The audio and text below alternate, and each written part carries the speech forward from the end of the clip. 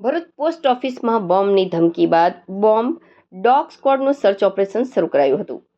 રાજ્યની અન્ય પોસ્ટ ઓફિસોને બોમ્બથી ઉડાવી દેવાની ધમકીથી રાજ્યભરમાં એલર્ટ જાહેર કરાયું હતું.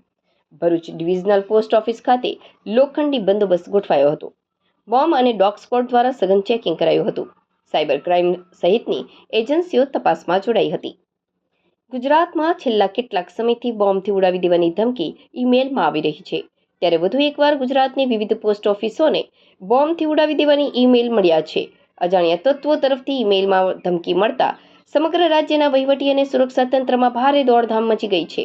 આ ગંભીર ધમકીને પગલે સમગ્ર રાજ્ય સહિત ભરૂચ જિલ્લામાં પણ સુરક્ષા વ્યવસ્થા સખત કરી દેવામાં આવી છે અને તંત્ર સંપૂર્ણપણે એલર્ટ મોડ પર આવી ગયું છે.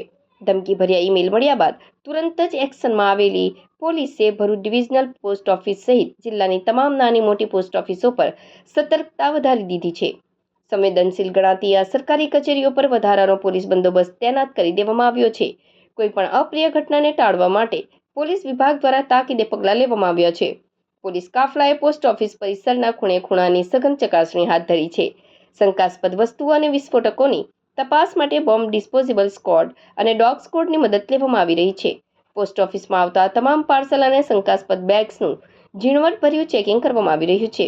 આ ધમકીભર્યો ઈમેલ ક્યાંથી મોકલવામાં આવ્યો હતો અને તેની પાછળ કયા તત્વો સક્રિય છે તેની તપાસ માટે ઉચ્ચ સ્તરીય તપાસ શરૂ કરી દેવામાં આવી છે. સાયબર ક્રાઇમ બ્રાન્ચ સહિતની વિવિધ સુરક્ષા એજન્સીઓ ઈમેલના આઈપી એડ્રેસ અને તેના સ્ત્રોતને ટ્રેસ કરવા માટે ટેકનિકલ તપાસ ચલાવી રહી છે.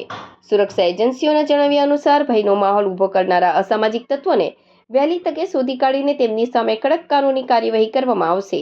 હાલ પૂરતું નાગરિકોને ગભરાવાના બદલે સતર્ક રહેવા અને કોઈ પણ શંકાસ્પદ હિલચાલ જણાય તો તાત્કાલિક પોલીસને જાણ કરવા અપીલ કરવામાં આવી છે.